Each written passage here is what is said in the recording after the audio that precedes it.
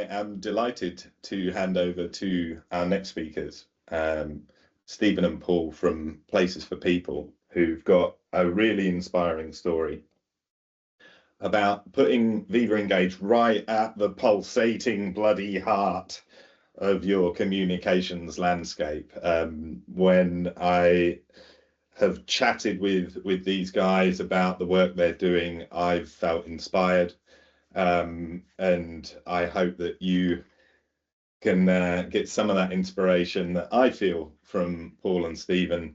It is a great approach that they take at Places for People. I won't say any more than that. I will invite Stephen or Paul to share screen and fire away with your presentation. Brilliant. Thanks very much, Pete. It's quite an introduction. It's very kind of you to play 10 minutes of entrance music as well for us. No. Oh, sorry. Someone's off mute. Yeah. Awesome. Thank you, Pete. I'm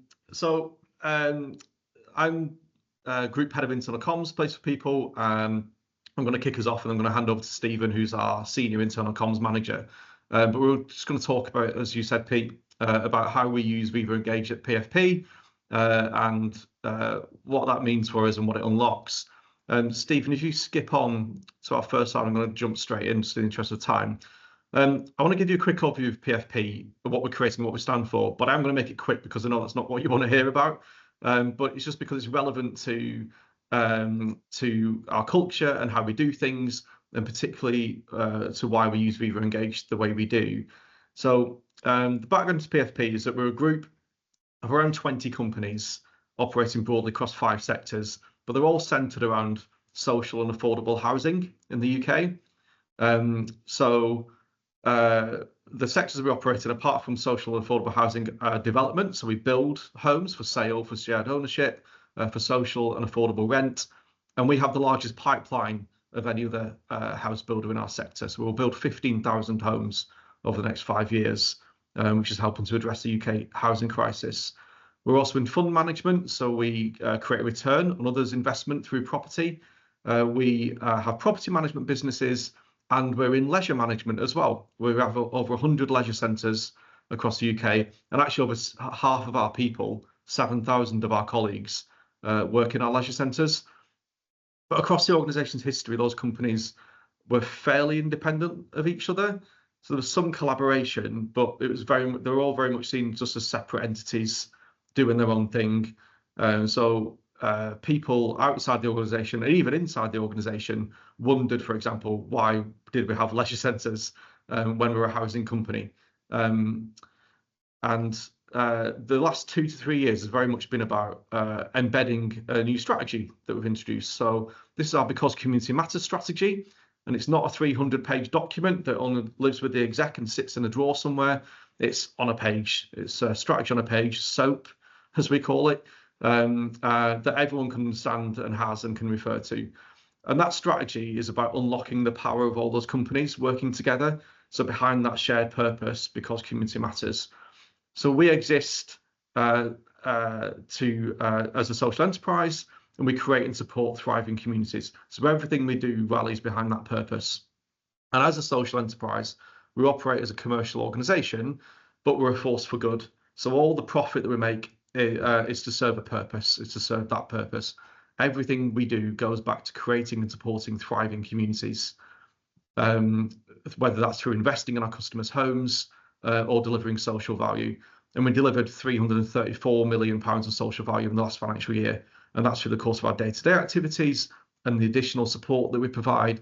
So that's supporting people with financial hardship, funding and supporting community groups, volunteering, improving health and wellbeing, digital inclusion, employability skills, those kind of things. So it's something we're really proud of.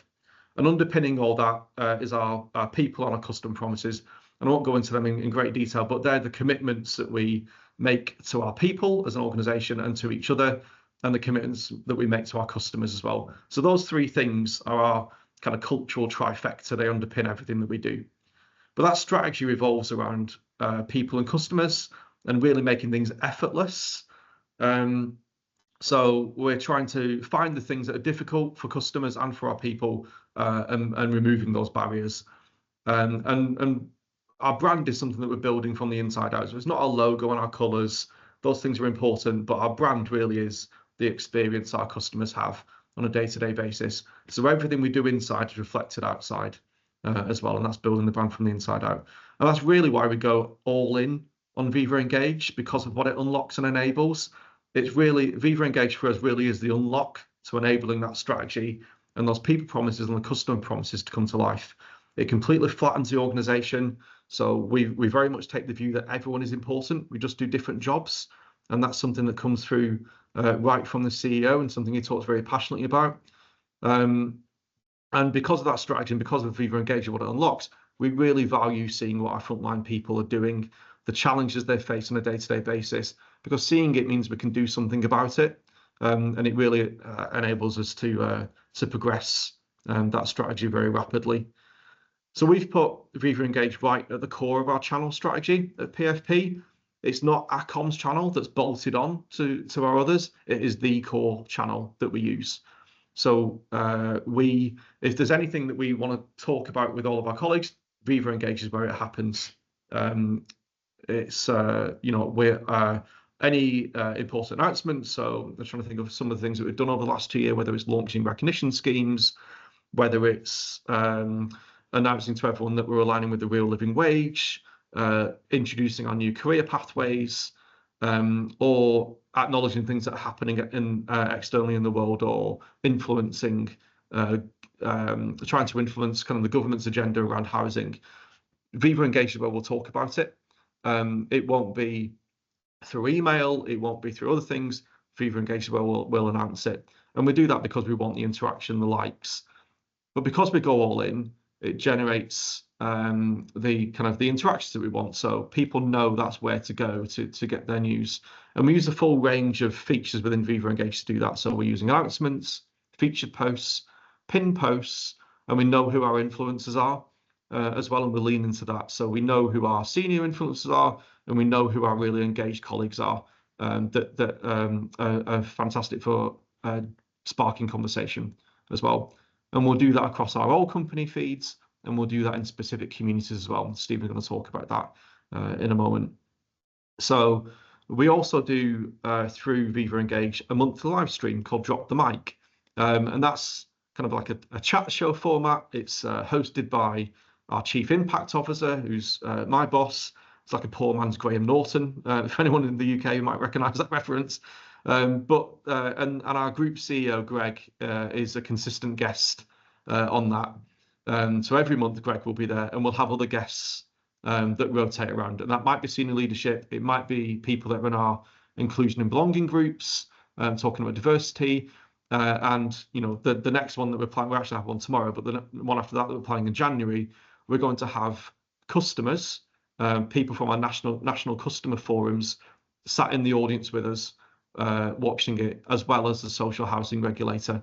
So we have a very, very open culture. Nothing's behind closed doors, and we're really proud of what we're doing. We want those people to be involved in that conversation.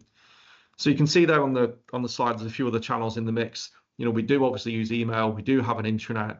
We do big colleague events at different scales, and we have lots of local channels as well. But a lot of those things serve to amplify, to curate, to remind and recap some of that content. So we send a weekly email to the entire company, which is almost more like an in case you missed it kind of channel.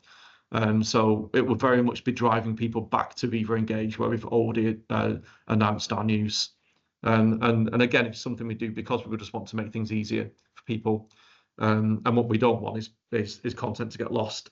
And again, Steve will talk a little bit about some of the ways that we've set up Viva Engage to make sure we can cut through and avoid that whole I can't find it problem that you might have with dynamic feeds in Viva.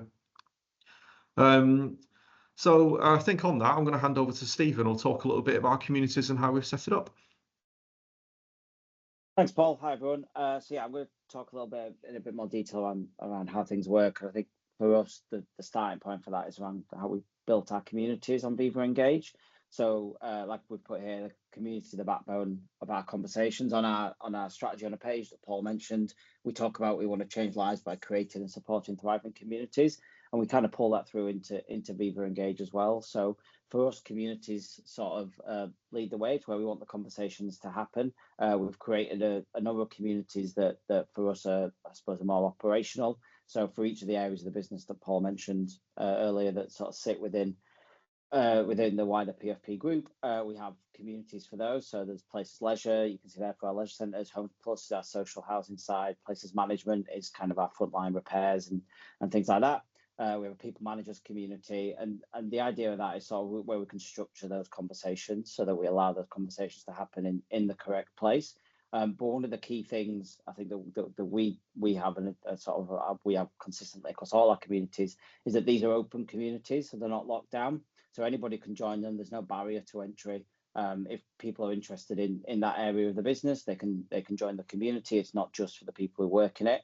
And it's really designed, I suppose, to try and break down the silos that can happen, especially in a business like ours with lots of different sections. And I think what else we find that plays really well with having open communities is that you don't have to be a member of the community for information to sort of be presented to you. So, you know, if you're connected with somebody in the community and they're part of the leisure community and you're not, if they comment on content within the leisure community, it shows in your feed.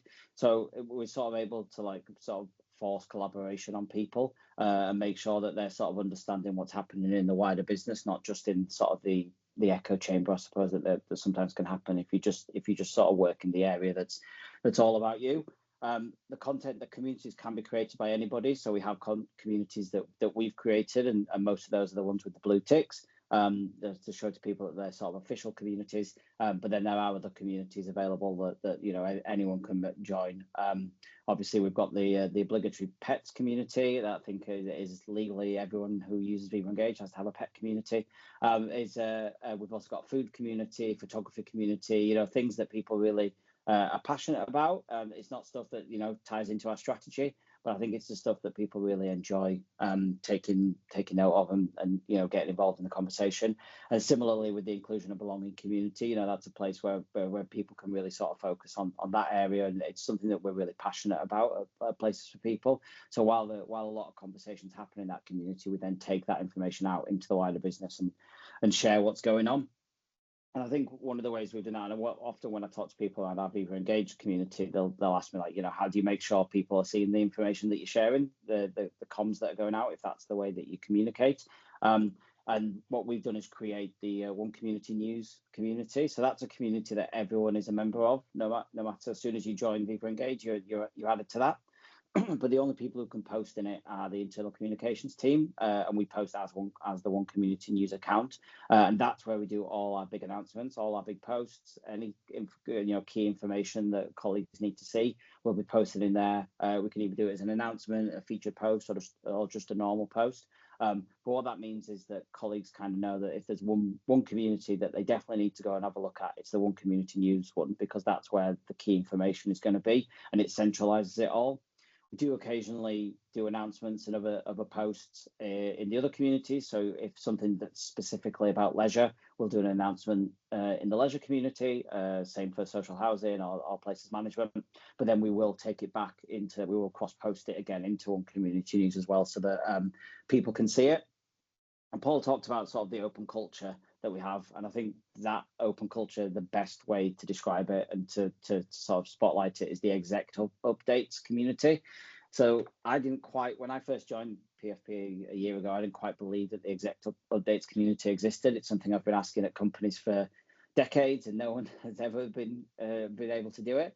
So basically, the exec updates community, after every exec meeting, one of the exec members is tasked with posting about what was discussed at the exec meeting, who was at there, what meeting, what decisions were made, what happened at the meeting, and I think it's amazing that we do that, because everyone can see what's being discussed at the top table, and can give feedback and share ideas and things like that. But also what's really nice is that these aren't just minutes. They're not just the meeting minutes that are posted by the person. It's their sort of impression of it. So it gives their bit of personality to the exec team as well. It's really interesting, and it's quite funny. Like they all have like a little bit of fun with it. They like make a little bit of jokes about the other exec members, and it really humanizes them. But yeah, it just opens up, I suppose, the conversation that happens that in most organizations, I suppose, happens behind closed doors, and no one gets to hear about it. So yeah, so I think, like I say, we've created a lot of communities. The one community news one sort of breaks down that I can't find that information, but everything that we do sort of promotes that open culture that we've got. We've also worked really hard with our leaders to try and sort of make sure that as many of them as possible in this sort of top right quadrant, which is sort of the trust. And we're really lucky that the vast majority of our leaders, and definitely our exec, are already there in the trust area. They're really positive about using Viva Engage. They're great. A lot of them are great communicators already, and they just need sort of nudges and support rather than sort of forcing them to go on there and post. So yeah, so I think, you know, I borrowed this from Swoop. I would say out of our entire exec, most of them sit in the top right quadrant. Our CFO is probably the only one that doesn't use Viva Engage, but he gets a pass. But what I think the one big benefit of for Andy, who's our CFO, is that he's an amazing presenter. So actually, while he's not big on Viva Engage, when we do in-person events or roadshows or you know, conferences, he will be one of the first people that we get up on stage, and his ability to share his personal stories and link it back to the business is second to none. So he sort of engages in a slightly different way, so he gets a pass on Viva Engage. But in terms of our leaders, we probably do have one that sits head and shoulders above the rest. He on this quadrant, he would be far out of the top right, far above trust. I don't know what comes above trust, but he would sit there, and that's definitely our CEO, Greg. So Greg is unlike any leader I've ever worked with before. He enables everything we do across the business. He's incredibly supportive of the communications team as a whole, but certainly Viva Engage. He launched Viva Engage. He's used it in a few different organizations. One of the first things he did when he started was, you know, turn on Viva Engage and tell everyone that was the way that we needed to start communicating now. He leads from the front. Without doubt, he's incredibly supportive. He's allowed everything that we've achieved to happen. And I think the best way to show that is kind of give you a few stats around Greg. So these are from October this year. Greg is our most active user on Viva Engage by over double the second person. He's our most influential user by 3 times over anybody else. He is the leading edge of Viva Engage. He is constantly on there. And I think in terms of content, it's interesting to sort of talk about the kind of content that he uses. So I would say 95% of the content Greg creates and posts is probably represented in these 3 posts. So one in the middle is Greg's current running challenge. So Greg was diagnosed with type 2 diabetes and sort of changed his life around and got into running in a big way. And I think you'd have to say he's militant about running. He runs every day. He will not start the day without going for a run, and he's very passionate about it. So he posts a lot about that. He also, as part of that running, if he's in an office, because he does a lot of travel, you can contact his EA and go for a run with him. So he always takes a selfie with the people that he's running with and posts about that. And he's got a dog, so he always posts about his dog. So that's probably the main content. He very rarely posts about what it's like to be a CEO or, you know, the meetings that he's in. It's more about who he is as a person and the things that he finds interesting. But I would say that's probably only about 5% of Greg's involvement in Viva Engage. I'd say the other 95% and the vast majority of what Greg does is comment. He will comment on everything. He will read everything that's going on Viva Engage. He's pretty much a member of every community. He's on his phone, scrolling through a lot. He's commenting on people's posts. I think what Greg's amazing at, which I've worked with many senior leaders before and tried to help them understand, is that on places like Viva Engage, you don't need to lead as a CEO, certainly, you don't need to lead the conversation. You just need to be part of the conversation. And I think, the value, Greg understands the value of the CEO of the business just posting wow underneath someone's post. Doesn't need to be a big strategic post that's, 500 words that goes into huge detail about what the next 10 years is going to look like. Just posting wow under someone's post when they've posted a picture of something they've done is incredibly powerful. And Greg does that over and over and over again. And really sort of drives everything that we do. And I've grabbed this. This isn't. This actually happened this morning, so I've grabbed it to give you an idea. Greg posted this in our Places for People Scotland community. So this is just for the colleagues who work and work with our Scotland teams.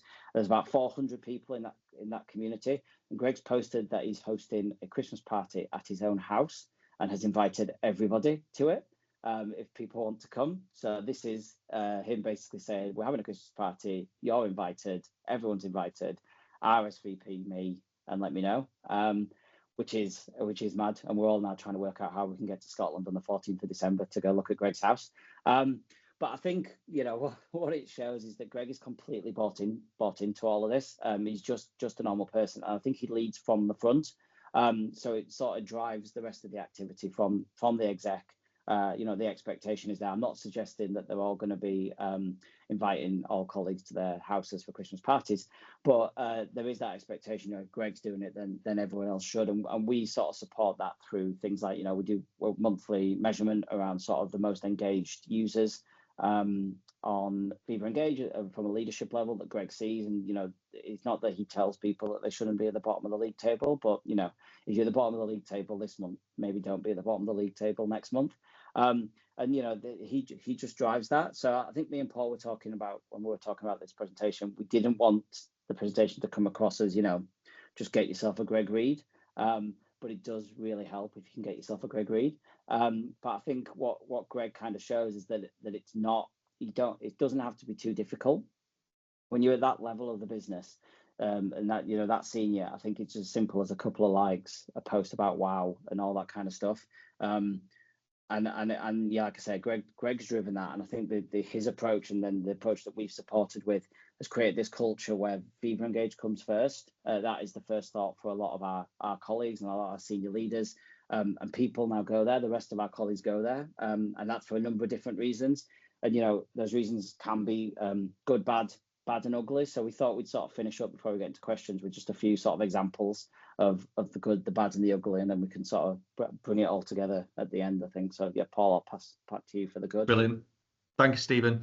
I mean, you can imagine when we woke up this morning and looked at Viva Engage and saw Greg's post inviting people to his house for Christmas party. Just on the day that we're doing this presentation, you couldn't make it up, so it had to find its way into there. But as Stephen said, there's so much content across Viva Engage, and we kind of look at it for the context of this as good, bad and ugly. So much good to choose from. It's hard to choose just a handful of posts. So we narrowed it down just by searching for the power of Viva Engage, and these are some of the posts that came up where colleagues have shared how Viva Engage has helped them in some way. So we've got one colleague who posted really openly about how disappointed he was that he hadn't made it onto a management development program. But what that led to, him being open in that way, was several other colleagues reached out to him and offered opportunities that would help him get ready for the next time. So he spent time shadowing other departments and other teams and just broadening his skills and developing those so we can be in a place to be ready for the next intake. We've got Gillian down the right, who leads our volunteering efforts and lots of our community initiatives. She needed help finding a venue in Leeds for a charity meeting, so VE came to the rescue on that one.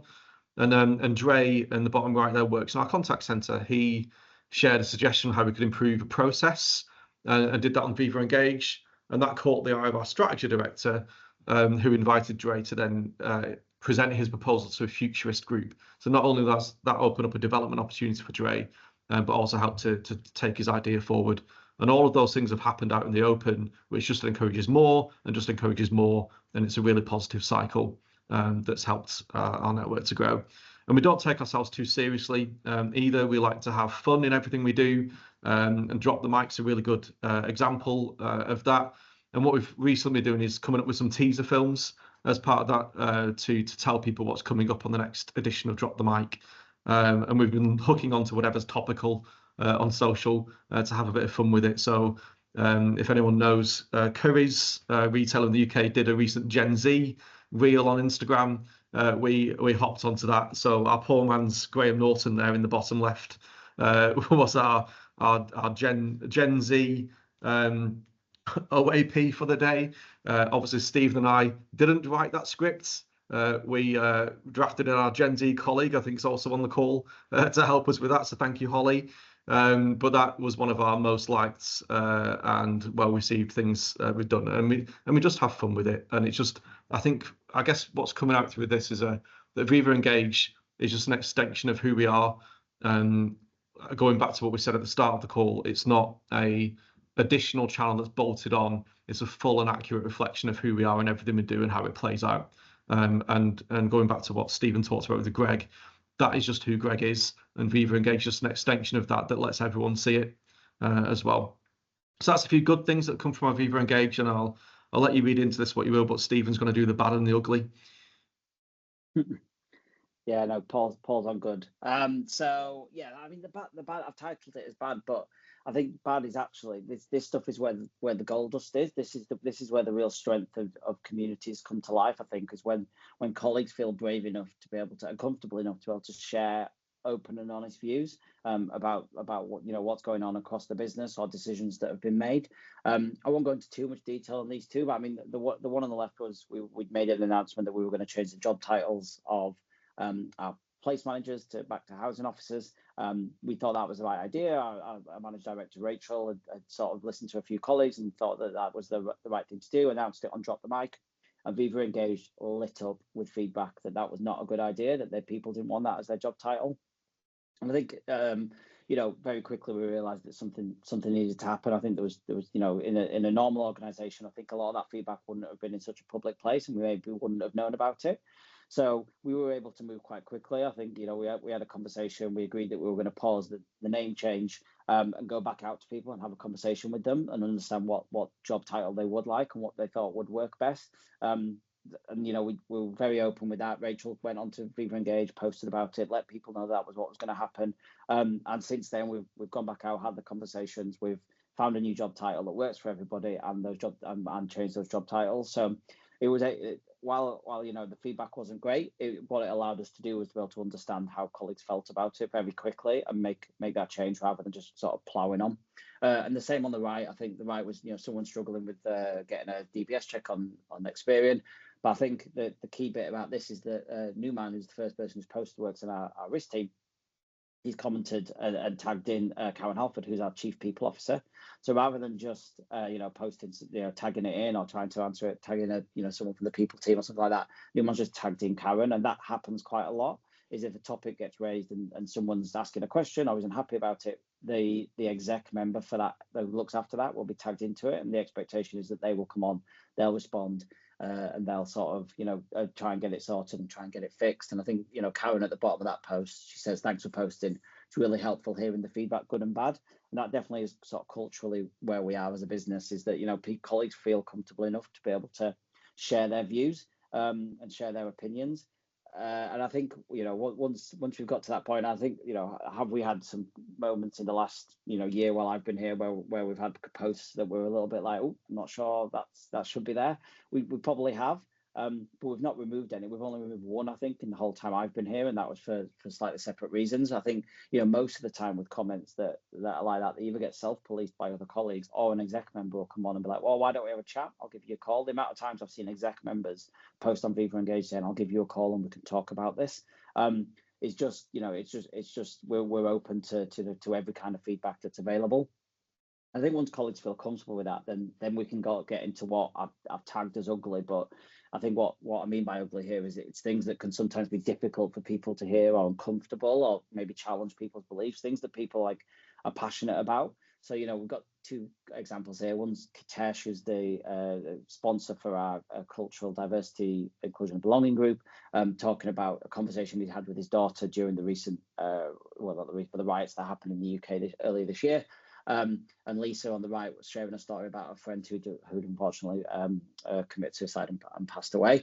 And I think the reason I wanted to share these is because I think this is where we start to see sort of people bringing their real life into Viva Engage and into our community. I think people feel comfortable to share things that are important to them. I think we certainly at PFP we don't expect people are going through a lot of different things a lot of times. And the expectation isn't that whatever happened in your personal life stops when you open your laptop. You know, if something's happening, come and you can share it on Viva Engage. You know, there's 13,000 colleagues. The likelihood of someone going through what you're currently going through is pretty high. The likelihood that someone has already gone through it is probably even higher. So like we sort of we push a culture that allows people to sort of share those things and not feel sort of shy about it. Better to share it on Viva Engage and get feedback and support from people than hold it to yourself or just share it with one or two other people.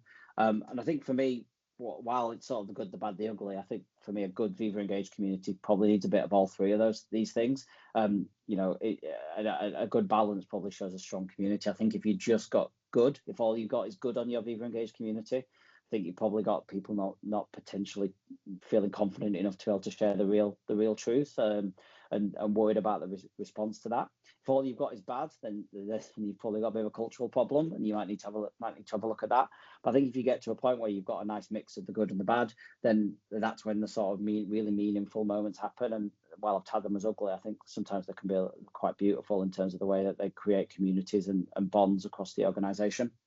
So yeah, so that was, I think, everything. So anybody got any questions? Well, I am afraid I'm going to be the no time for questions ogre. I was thinking I should jump in and make space for questions, but the content was so intriguing, interesting, inspiring, and there's a bunch of comments in the chat, and there's a whole lot of questions for you in the Q&A. If either of you have got time to stick around and have a bit of a trawl through and answer the questions in there. You can do that. Yeah, thank you so much. Really fascinating case study, and I love personally, the thing that resonates with me most is the focus on culture, and Viva Engage as a place that really brings alive and shines a light on the culture of the organization. Thank you both so much.